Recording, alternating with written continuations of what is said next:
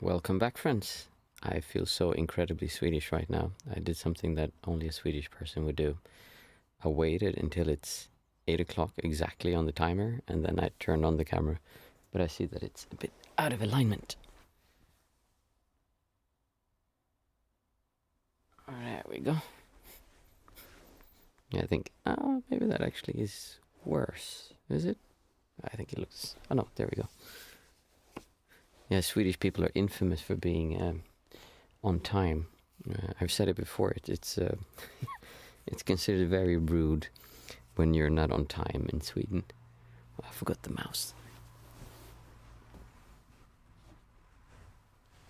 On time, but just a little bit not so prepared. So I hope everyone's had a good week. And Thursday, it's almost Friday. That means it's almost a new week again soon. That's amazing. It's so interesting. I remember when I was younger, I used to wait for Friday so that Friday so that I could sleep in. Hey, Mats. Yeah, I know Germans are very similar. It's crazy, right? And if you would come 10 minutes late, or 15, no, 10 minutes is okay, I guess. But 15 or 20 minutes late, that's like, no. And I remember when I was in Sri Lanka, people could be like an hour late. I was waiting for them to come and no one came. And I was like, what is wrong with it? Like, did something happen? And they came and like, did you have an accident or what happened? Like, no, just, I don't know. Like you said, 3 o'clock, so we came at 4. That's good, right? It's very interesting how cultures are different. I forgot what I was saying. Yeah, anyway, Swedish people, we're a bit crazy. Germans also, apparently, obviously. But it's nice also at the same time because you kind of know what to expect. And it's also, there's something polite about it. You respect the other person's time. That when you say a certain time, the problem is that people then start to kind of, if you arrive at someone's home, because you can't come 10 minutes early, that would be rude also. So then they kind of sit in the car and wait for 5 minutes so that they get there on time.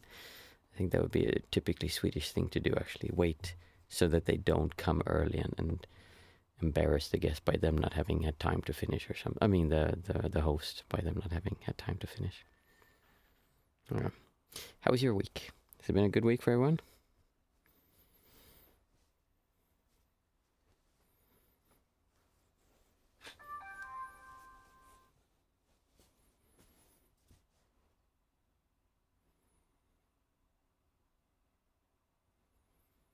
Oh, I feel like I could probably go to sleep now. Actually, if I sit like this in the meditation, don't be surprised. It's so warm in here. Also, normally I have the heating on, but now when I came in, it was 30 degrees Celsius. I'm looking at the thermometers. It's 26.7 degrees Celsius in here. Pretty warm. Week has been amazing. Landed my dream job for real. Wow, cool. What, may we ask what your dream job is? That sounds wow. It's really nice. I guess I know you were looking. That's good for you. I completely lost my track now. What was I gonna say? I was saying something. When I get tired, I kind of lose concentration of what I was saying. It probably wasn't that important anyway. I'm assuming, but yeah, it's been a good week, a calm week, and it's a good week is also when. Oh yes, that's what I was saying. I remember when I was younger and it was Friday, and I would look forward to, because on Saturdays and Sundays, I got to sleep in because then I could sleep longer. And now that just seems so insane because there's no difference between Saturdays and Sundays. Like, it's very nice to have a regular rhythm. Obviously, as a parent of small children, we have regular rhythms, but it's like you wake up at whenever they wake up, which is usually 6 o'clock in the morning, or if we're lucky, we'll get to sleep to 7:15, and they don't care if it's weekend. They'll just sleep as long anyway until they become teenagers. Then they probably want to sleep until 10 o'clock, and then I never get them to get up. So yeah, that's that. Let's see. Mats said, yeah, just sent an application out on a whim since they didn't even have an open spot. Oh, nice. They thought that's a really great fit, so they created a free spot for me. I said, wow, that's, yeah. I remember reading about that somewhere, that when they look for jobs, it's only, I can't remember what the percentage was, but it's a very low percentage that is actually done through official channels. Lots of job applications, job spots are given just by people asking or through contacts. Went to an interview and had the offer 3 hours later. Yeah, they must really like you if they did that. And then everyone says that when they find someone they really want, they get them just to keep them until they find something they can do, kind of, because like, oh, we want this person on the team. So that's, yeah, it sounds like you're going to fit in there really well. I'm probably going to like it also. That's, I'm happy for you, Mats. That's really good. Are you going to be able to come in time for the meditations though? I mean, did you bring that up with them so that they know that you have obligations kind of Mondays and Thursdays? But I mean, as long as they're okay with that, it should be fine, right?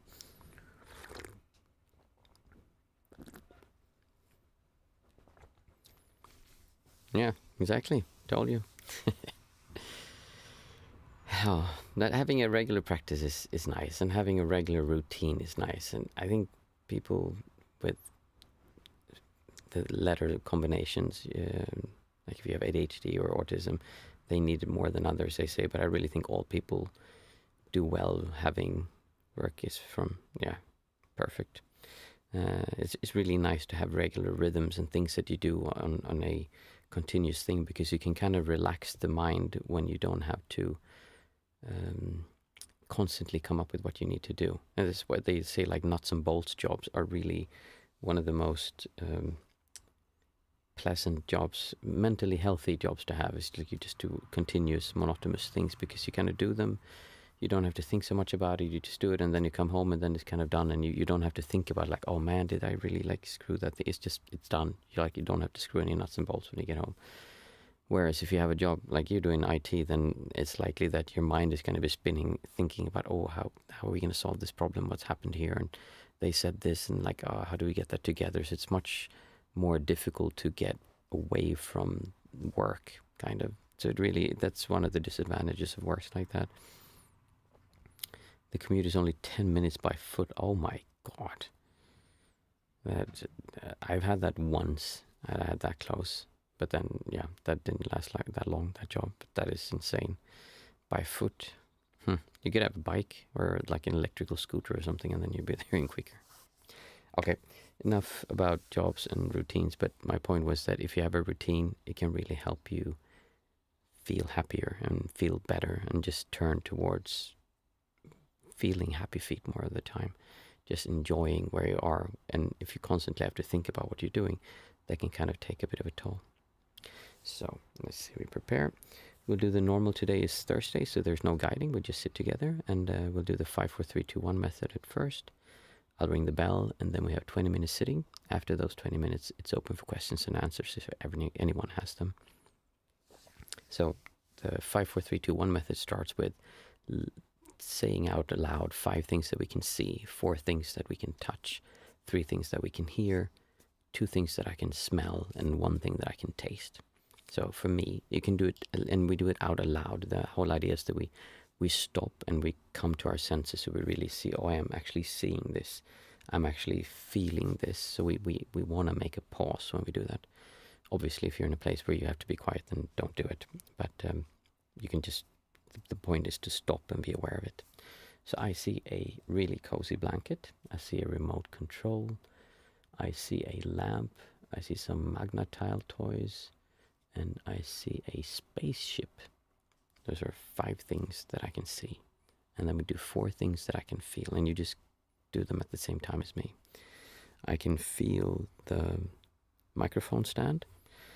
I can feel a piece of paper. I can feel the cushion that I'm sitting on. And I can feel the hair on my skin. Interesting. So then 3 things that I can hear. I can hear the wind blowing outside. It's so warm, so I had the windows open.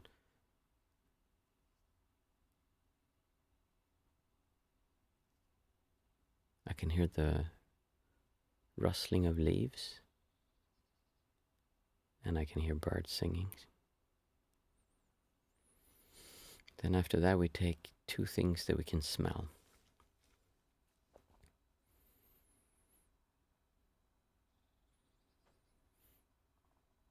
I can smell moisture, moist earth or something. And I can smell sweat. And then one thing that I can taste.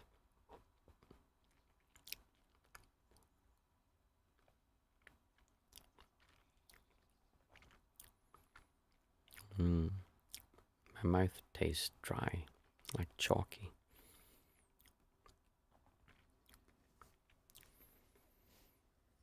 And then just sit in a comfortable position or stand or lie down. If possible, close your eyes.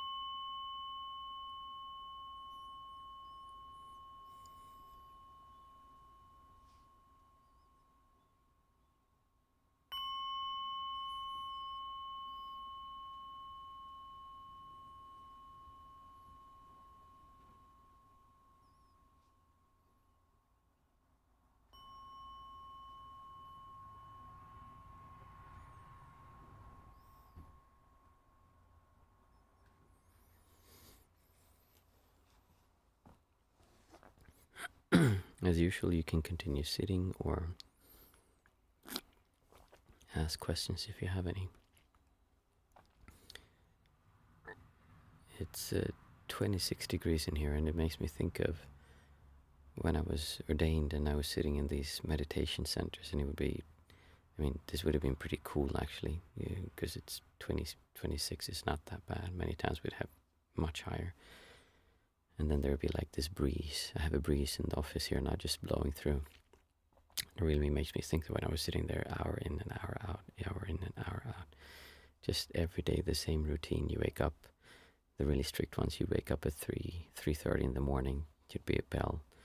You go to the meditation center, they'd be chanting, and then you'd sit for an hour, walk for an hour, sit for an hour. And then there'd be another bell, and you went to have breakfast. And you had breakfast for about an hour, hour and a half maybe. And then there was another bell, and you sat an hour, walked an hour, sat an hour, and then there was another bell, and it was lunchtime. And at lunchtime, you didn't eat, you didn't make any food. Many places we didn't even do the dishes ourselves. As monastics, we just sat down, people came with food, we ate, and then not talking to anyone, not looking people in the eye, just, well, sometimes you could, but mostly for yourself, secluded. And then you'd have another hour, maybe an hour and a half. I think breakfast was 1 hour and lunch was 1.5. And then you'd sit an hour, walk an hour, sit an hour, walk an hour, and sit an hour, and then there'd be another bell. And there was no dinner, so we'd just drink tea for nighttime. And there was like half an hour or so, maybe 45 minutes. And then we'd sit an hour, walk an hour, sit an hour, and it would be 9 o'clock, or 9:30 I think it was.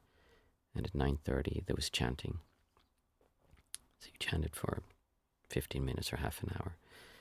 And then after that, into some of the centers, if you were serious, then you would sit another hour in your room again. So you'd fall asleep around 11, and then 3:30 you'd be woken up again and start over again. And imagine doing that for 3 months. It is pretty intense. It's why I many times say that people in the West, we see meditation as relaxation, whereas it's not really relaxation. I mean, it can be relaxation, but that's a little bit like eating blueberries to get a blue tongue. We're doing this to disassemble this, to take apart this strong sense that I need to protect this, that this is so important, that what someone says to me when someone says I'm dumb or they hate you, or when that thing that reacts and wants to push back, we're trying to look at that thing, and that's inherently by itself a painful process to do, which is why this is different from meditation just to relax. We're actually trying to bring all these things up. And the whole reason why we do that is because if you bring that up and you look at those things, you see that there's nothing there. There's no reason to be angry. There's no reason to fight. There's no reason to have this feeling. That doesn't mean you'll just all of a sudden like, oh, I get it now, and then you stop doing it. That's not how it works. You can understand the process and see what's happening, and then you sit like, oh, God damn it. I understand this. Why can't I make it stop? Because I know this is dumb. This is silly. I know this makes no sense, but I still can't stop it.